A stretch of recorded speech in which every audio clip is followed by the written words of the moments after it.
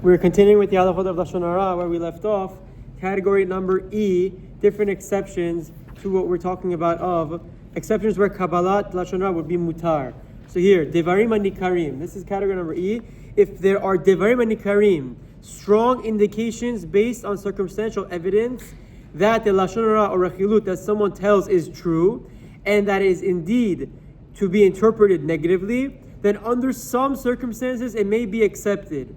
Even if the speaker is someone who would not be accepted as a valid witness in the Beit Din, or a person who has lied in the past, one may believe Lashon Hara if there are Devarim Hanikarim. This is all sourced from the Tanakh actually, the story of David HaMelech, Tziva, and Mephibosheth.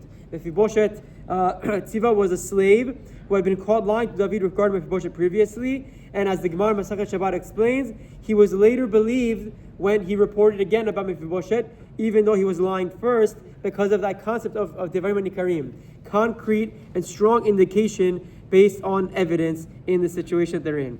So one example that Chaim gave of Devarim Hanikarim is if a person speaks Lashon Hara about another in his presence, and the subject starts giving excuses to explain himself in a way that it seems obvious that Lashon Hara is true. So what scenarios would you have this apply? So it's very simple. A bunch of friends are talking and this person speaks negatively about his friend, and instead of the friend opposing and defending himself, he sort of admits guilt but tries to justify, I did this because, I did that because. In that scenario, it would be okay to believe it, accept it to be the truth, because the subject himself is admitting to it as well. The following are some exceptions to the rule, and we'll wrap up with this for today.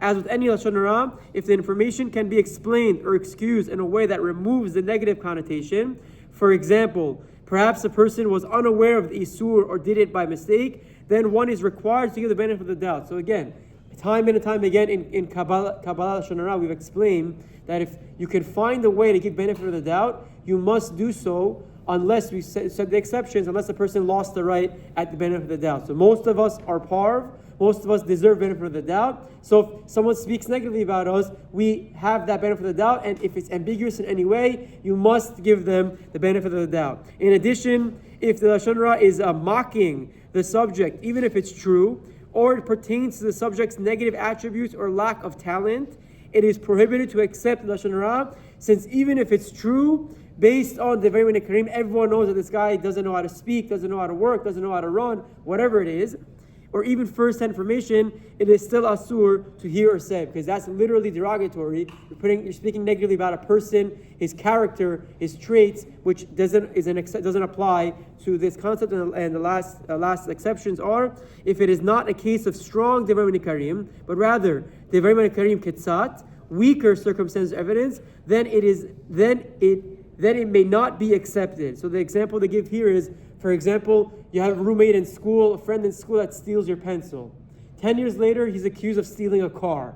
You can't say, he started by stealing my pencil, he must have stolen the car. There's no correlation. Yeah, he stole your pencil. He borrowed your pencil. But we can't make that jump to stealing a car. That's not the same example. But someone who stole a car, got out of jail and stole another car, you can probably believe that the second time, because that's pretty concrete depending on the circumstances. And lastly, if one did not observe the Devarim Hanikarim personally, but rather heard about them from others, the heter does not apply. Again, this is a very, very big exception.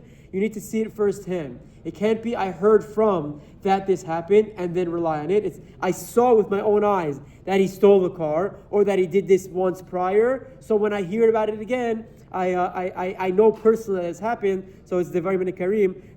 We'll wrap this halachot up again the next day. Chazak Baruch and Yizkei Mitzvot.